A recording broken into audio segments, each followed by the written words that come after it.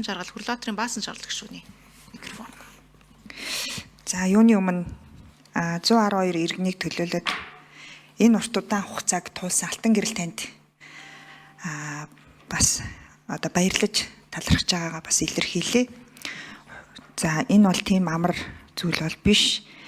Тэгээ хамгийн харамсалтай нь манай төр өөрөө шүүхийн шийдвэр гарчаад тахад шүүхийн шийдвэрээ биелүүлэхгүй энэ олон жилийг өнгөрөөнө гэдэг өөрөө айгүй харамсалтай зүйл. Манай өргөдлийн байнгын хорон дээр бас яг нэг иймэрхүү агуулгатай өргөдлүүд бол маш их ирж байгаа. Тэгээ төр өөрөө шүүхийн шийдвэрээ биелүүлэхгүй байхаар иргэдээс бидний үүнийг хүснэ гэдэг бол өөрөө бас их сонио асуудал шүү дээ. Тэгэхээр энэ дээр яам хөдөлмөр нийгэм хамгааллын яам одоо энэ холбогдох ажлын хэсгийн гишүүд нэрсэн байгаа гэж ойлгож байгаа зүг тий. Ажлын хөдөлмөрийн нийгэм хамгааллын яамныхан бас хариу хэлэх бах. Энэ бичиг сачгийг аваад ингээд хоорондоо ингэж явахад энэ олон жил өнгөрөх ямар одоо хугацаа тэ ямар хэрэгцээ шаардлага байсан юм бэ? Энэ олон хүмүүсийн хохирлын асуудлыг энэ олон жил явж шүүхтчээж арай хийж ингэж шүүхэн шийдвэр нь гарчаад байхад энэ асуудлыг шийдэхгүй яагаад ингэж удаад идэгин? Хууль нь болохгүй байгаа мó? Эсвэл хоорондын ажлын уялдаа нь болохгүй байгаа мó? Мөнгө нь байхгүй байгаа мó? Яг хаана ямар асуудал байгаа гэдэг дээр маш тодорхой тайлбар хэлхийг хүсье. За хоёрдугаарт манай байнгын хорооноос бас нөгөө одоо хян шалгалтын цаглбар гэж гарах ёстой тий. Тэгэхээр яг энэ хүрээнд ялангуяа нөгөө захиргааны иргэн шүүхэн шийдвэр гүйцэтгэл бол маш муу байгаа. Захиргааны иргэн шүүхэн шийдвэр гүйцэтгэл муу гэдэг нь хариуцагчийн дандаа төр байгаа гэсэн үг. Төрийн байгууллага ерөөсөө шүүхийн шийдвэрийг биелүүлэхгүй байгаа л гэсэн үг шүү дээ. Захиргааны иргэн. Тэгэхээр энэ дээр бас яг тусгаалan хян шалгалтын цаглбартаа бас би бол оруулах саналтай байна. Яагаад ингэ захиргааны иргэн шүүхийн шийдвэрийн биелэлт маш муу байгаа гэдгийг хаана ямар асуудал байгаа гэдгийг төрний яхаараа шүүхийн шийдвэрээ биелүүлдэг юм бэ гэдгийг бол асуудал болгож ирж манай өргөдлийн байнгын хороо дараагийн жилийн үйл ажиллагааныхаа төлөвлөгөөнд оруулаад энийг бүр тусгаалan хян шалгалтынхаа цаглбарт оруулах гэсэн ийм саналтай байгаад байна. Тэгээ энэ дээр холбогдох яамныхын тайлбар маш тодорхой тайлбар хэлээрэй гэж хүсье. Тэгээ би өмнө нь байгаагүй энэ ажлыг шинэ авсан эсвэл манай ажлын хэсэг шинээр байгуулагдсан гэдгийг бол би ерөөсөө тайлбар гэж бид нар хүлээж авахгүй шүү. За цаглбартай холбоотой саналыг хүлээж авлаа. Бид бас саврын чуулганаар нэлээд хууль тогтоомжийн хэрэгжилт рүү анхаарсан хян шалгалтын ажиллагааг өргөдлийн байнгын хорон дээр хийхээр төлөвлөж байна. Ер нь бид олон 100 хууль батлаал байдаг. Яг хэрэгжилт нь үр нөлөө нь хаана яаж гарч байгаа юм бэ гэдэг дээр үнэхээр бас бидэж иргэдч одоо хэлж байгаа асуудлууд байгаа. Тэгээд ичнээ сайхан цагаан дээр хараар бичсэн хууль гаргаад хэрэгжихгүй байх юм бол бидний үйл ажиллагааны төгөл үр нөгөөж хаана байгаа юм бэ гэдэг асуудал байгаа. Тэгэхээр өргөдлийн байнгын хороо бол ер нь хаврын чуулганаар хууль тогтоомжийн хэрэгжилтийг хангах чиглэл рүү үйл ажиллагаагаа голчилж явуулна. Байнгын ажиллагаатай байнгын хорооны хувьд ялангуяа иргэдэд чиглэсэн энэ хууль тогтоомжууд хэрхэн яаж хэрэгжиж чинь гэдэг дээр нэлээд далаацтай бас ажлууд хийнэ гэдгийг хэлмээр байна. За ингээд эхлээд эхний баасан жаргал гишүүний асуултанд хэн хариулах вэ?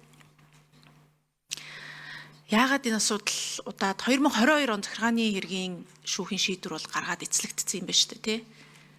Тэгээ яагаад одоо ч юу 3 жил болсон уу? 3 жил болоогүй юм бэ гэдэг асуудал. За 2 номерын микрофон та нэрээ хэлээд энэ гишүүний асуултанд хариулна уу? За баасан жаргал гишүүний асуултанд хариулъя. Гэр бүл хөдөлмөр нийгмийн хамгааллын яамны салбарын хил шинжилгээ үнэлгээ дотоод аудитын газрын дараагаар ажилладаг Гэрэнчинд орж хариулж байна. За шүүхийн шийдвэр хамгийн сүүлд 22 оны 10 сард дээд шүүхээс гомдлыг хүлээн авахаас татгалцснаар анхан болон давзаалдах шатны шүүхийн шийдвэр магадлал бол хуулийн өвчин төгөлдөр болсон. За хуулийн өвчин төгөлдөр болсон хугацаанаас хойш шүүхийн шийдвэрийг биелүүлэхээр гэр бүл хөдөлмөр нийгмийн хамгааллын яам дээр ажлын хэсгүүд байгуулж засгийн газар хариуцагчаар оролцож ажилласан учраас холбогдох засгийн газрын шийдвэрийг гаргуулахаар саналуудаа бол засгийн газрын гишүүдээс санал авч хувилбаруудыг бол танилцуулсан байдаг. За үндсэндээ бол шийдвэр яагаад өнөөдрийг хүртэл биелдэхгүй байгаа юм бэ гэхээр энэ нөхөн төлбөрийг олгох төсөв батлагдаагүй. За нөөц сангаас гаргуулъя гэдэг байдлаар хамгийн ихний тогтоолын төсөл бол явсан. За хууль зүйн сайд болон сангийн сайдээс энэ тухайн асуудлыг бол улсын төсөвт туслах байдлаар шийдвэрлэх нь зүйтэй байна. Сангийн нөөц сангаас бол гарах боломжгүй гэсэн учраас засгийн газраар эхний удаа олцох боломжгүй болоод ботсон.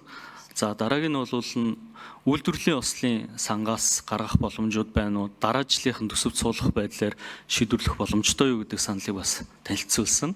За мөн энэ сан дээр тусгаалсан төсвийг батлахгүй бол боломжгүй байсан учраас мөн шийдвэрлэх боломжгүйгээд хилцэж чадаагүй. За хамгийн сүүлийн байдлаар 26 27 оны төсөвт улсын төсөв тусгаалan энэ мөнгийг суулгах жиж их усрыг шийдвэрлэж иж олох байдлаар засгийн газарт танилцуулга материал тогтоолын төслөөр хүргэгдсэн ийм байдалтай байгаа. За хариулт туслаа.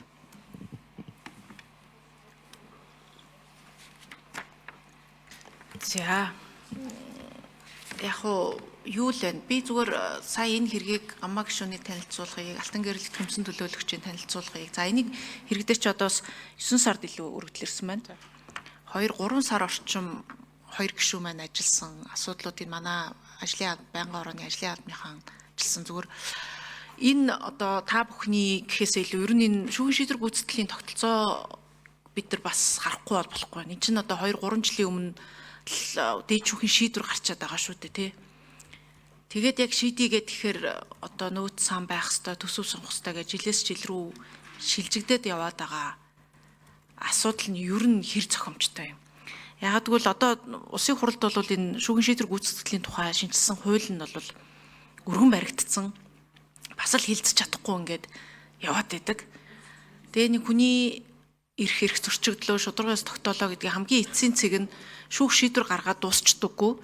Шүүхийн шийдвэрийг биелжээж ин чинь яг бодит үр дүнгээ олдог.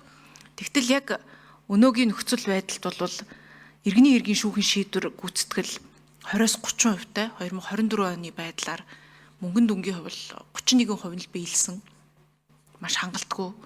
Захиргааны эргийн шүүхийн шийдвэр гүйцэтгэлийн хувьд гэсэн 2018 оноос байнга одоо шүүхийн шийдвэр гүйцэтгэлийн тоо хэмжээ тогтмол буурч ирж байгаа. Тэгээ 23 онд бол одоо нийт 26 тэрбум төгрөгийн гүйцэтгэх хугацаас 19.5 тэрбум төлөгдсөн 6 тэрбум гаруй үлдэгдэлтэй байна л гэсэн ийм тоо гараад байгаа. Тэгээ захиргааны эргийн шүүхийн шийдвэр гүйцэтгэх зөвхөн мөнгөтэй холбоотой биш бас даалгасан шийдвэрүүд их гардаг. Энийн хувь хэмжээ бол маш муу юм билээ. Тэгэхээр энийг шүүхийн шийдвэр дээд шүүх бид нар чи 3 дахь засаглал дээд шүүх маань шийдвэр гаргалаа л бол эцлэгдээд бол эн чинь биелдэг байх ёстой. Хууль дэдлэх ёстой юм уу одоо тийм тогтолцоотой шүү дээ. Тэгэхэд иргэний эргийн шүүхийн шийдвэр гүйцэтгэл нь явдаггүй, захиргааны эргийн шүүхийн шийдвэр гүйцэтгэл нь явдаггүй. Эрүүгийнх бол яваад ах шиг байгаа нь тий. Төрийн захиргааны энэ хэмжээ бол нэлээд сайн яваад ах шиг. Энэ хоёроо алдчихад байгаа нь өөрөө иргэдийн дунд ч гэсэн нөгөө шудраг осч хаа байна. Олон жилийн дараа бид нар хохирлоо нөхөн төлөвлөх гэхээр байхгүй дахиад шүүхтэр олон жил болно. Шүүхийн шийдвэр дээр очиод дахиад одоо энэ хэрэг бол 3 жил болж байгаа юм байна. 10 жил болж байгаа ч асуудал байна. Тэгээ манай шүүхийн шийдвэр гүйцэтгэлийн тухай хуульд чинь бас шүүхийн шийдвэр гарснаас хойш хүүд тоолдог, хүүд тооцдог юм систем байхгүй. Тэгэхээр яа тий өнөөдөр би 5 тэрбум төгрөгийн шүүхийн шийдвэр гаргачаад өнөөдөр төлөхгүй 5 жилийн дараа төлөх нь инфляцтай идэгдээд мөнгөний үнцэнтэй идэгдээд үнцэнгүй болно. Ямар ч төлөх инсентив байхгүй. Энэ чинь өөрөө бүхлээр нь харах юм бол иргэдийн хувьд ч гэсэн хохирж байгаа. За бизнесүүдийн хувьд ч гэсэн нөгөө бизнес эрхлэх таатай орчин доктортой байх, тодорхой хууль эрх зүй, тодорхой байх тооцоолол эрсдлийн юмд бүгдээр нь нөлөөлөд маш том гаджуудлыг бол үүсгэж байгаа. Энийг нь бид нар бас одоо уг нь улсын хурал дээр ороод ирсэн байгаа хуулийг явуулчмаар байгаа юм. Удаад байхгүй юм ч одоо хаврын чуулганаар өргөн баригдсан хууль. Тэгээ энэ кейсийн хувьд ч гэсэн 22 оны шүүхийн шийдвэр шүү дээ. 22 онд засгийн газрын бүтэц ямар байсан юм? Одоогийн мэдээж хүмүүс зарим байсан бах, зарим байгаагүй бах. Гэтэ яагаад ингэж төсөв суулгаж ээж нөөц сангаас гэдэг олон нөгөө нэг юм процессын юмнуудаас болоод хойшлоод байгаа нь бол иргэдийн зүгээс харахад ойлгомжгүй байхгүй. Түр одоо шүүхийн шийдвэр гаргалаа бол тэрийгэ биелүүлдэг л авах хэрэгтэй байна. Тэгээ энэ дээр бол яг өнөөдөр бас манай арчсан намынхан маань бүлгийн хурал гээд бүгдээр гараа авчихсан байна уу тий? Бүлгийн хурал зарлагдсан байна гэд. За гишүүд маань бас хууль өргөн барьж гин. Өргөн барьсан гишүүд маань ороод ирлээ. Бүгдээрээ ерөнхийдөө нэг үзэл санаа байр суурьтай байгаа гэж бодож байна. Энэ бол хөдөлмөр нийгмийн хамгааллын яамны асуудал биш. Энэ бол угаасаа шүүхийн шийдвэр гүйцэтгэлийн асуудал. Тэгээ энэ дээр бол одоо байнгын орооноос бид нар засгийн газар руу Гамаа гишүүн, Далаанбаатар гишүүн нарын гаргасан санал дээр үндэслээд бас бичиг явуулж энэ асуудлыг төрөвчлүүлэхээр анхаарыг. Үнийн дүнгийн хувьд бол шүүхийн шийдвэр нь бол одоо үнийн дүн бол тийм амар үнэтэй бол биш л харагдаад ах юм. Яагаад нэг энэ хитэн иргэдийнхээ асуудлыг шүүхийн шийдвэрээр гүйцэтгэхгүй байгаа дэр бол энийг бол яамныхан бол их ойлгоод байгаа гэж би хараад байгаа шүү дээ. Уг нь хөөцөлтөд шийдвүлэх гээд яваад байгаа. Сайдаас ирсэн бичиг дээр ч гэсэн бүх тооцоолыг шинчилж гаргаад ингээд ажиллаж байна л гэдэг хариу өгж байгаа. Тэгэхээр энэ дээр одоо энэ хүчин чармаалт, яамны хүчин чармаалт маань яг үр дүн болох асуудал дээр л цөмөр анхаарах хэрэгтэй юм байна. Энэ дээр бол нэг амар зарчмын одоо үүрэх маргалдаад байгаа асуудал бол нэг байхгүй гэж ойлгоод байгаа шүү дээ. Зөв үү? Зөрчилдөд байгаа асуудал байгаа юу? За би нэг асуулт асууч. Энэ дээр зарчмын инста зөрчилдөөд энэ асуудал дээрээсээ болоод санал нийлэхгүй нь шийдэгдэхгүй байгаа гэдэг асуудал байгаа мó? Хин харуулах 3 номерын микрофон альмаа дарах. Гэрүүл хөдөлмөр нийгмийн хамгааллын яамнаас альмаа хариулж байна. Номжим гишүүний асуултанд хариулъя. За ямар нэгэн зөрчилдөх асуудал бол одоогийн түвшинд бол байхгүй. Бид нэр засгийн газрын хуралд оруулах материалууд бэлдээд яамдаа санал аваад ингээд эцэслэн шийдвэрлэх байдлаар бол явж байгаа. За энэ дотор бол улсын төсвөөс гаргуулах зүйтэй гэдэг байр суурин дээр бол яамдууд нэг тогтсон байгаа. Тэгээд засгийн газрын тогтоолын төслийг яг энэ агуулгаар одоо боловсруулад засгийн газрын хэрэглэх газар төрүүлсэн байж байгаа. Тэгээд энэ агуулгаар бас батлагдах байхаа гэж ингэж найдаж байгаа. Өөр зөрчилдөх асуудал бол байхгүй.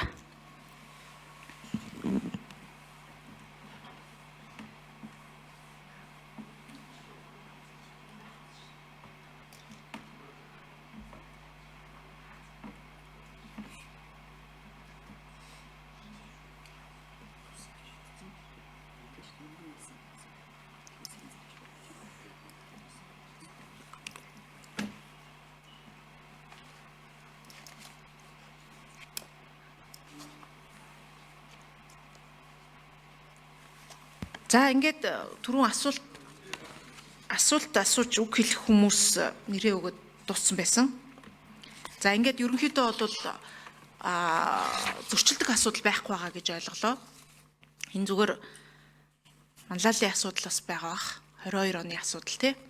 Тэгэхээр энэ дээр бол хоёр гишүүнийхээ гаргасан санал дээр үндэслээд бид байнгын орооноос энийг төрөвчл шийдэх асуудал дээр бас анхаарч засгийн газарт байнгын орооноос бичиг явуулъя гэж бодож байна. За